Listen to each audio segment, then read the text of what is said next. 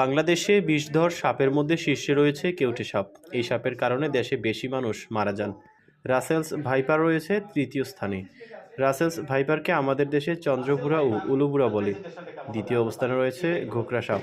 কুমিল্লায় রাসেলস ভাইপারের উপস্থিতির কোনো তথ্য পাওয়া যায়নি। দেশে প্রত্যেক উপজেলা স্বাস্থ্য কমপ্লেক্সে সাপের অ্যান্টিভেনাম রয়েছে, তাই কেউ সাপের কামড়ে আক্রান্ত হলে তাকে দ্রুত হাসপাতালে আনতে হবে।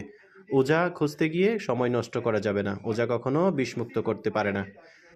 রাসেলস ভাইপার ভয় নয়, সচেতনতায় হবে জয় শিরোনামের সেমিনারে মূল প্রবন্ধ উপস্থাপক কুমিল্লা আর্মি মেডিকেল কলেজের সহযোগী অধ্যাপক ডাক্তার মোহাম্মদ শাহ আলম এই তথ্য তুলে ধরেন।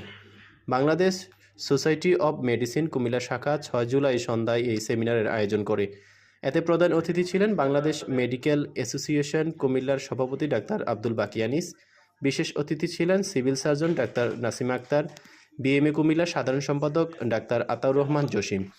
Bangladesh society of medicine Comilla শাখার সভাপতি ডাক্তার চিন্ময় কুমার সাহার সভাপতিত্বে বক্তব্য রাখেন professor doctor Tarek Ahmed, doctor Mahbubul Islam Majumder, professor Makhanlal Pal, Comilla medical college হাসপাতালের সহকারী অধ্যাপক ডাক্তার নিহার রঞ্জন মজুমদার, ডাক্তার মামুনুর রশিদ ভুইয়া, ইবনে সিনা ট্রাস্টের AGM and head Mohammad Niaz Makdum Shibli প্রমুখ।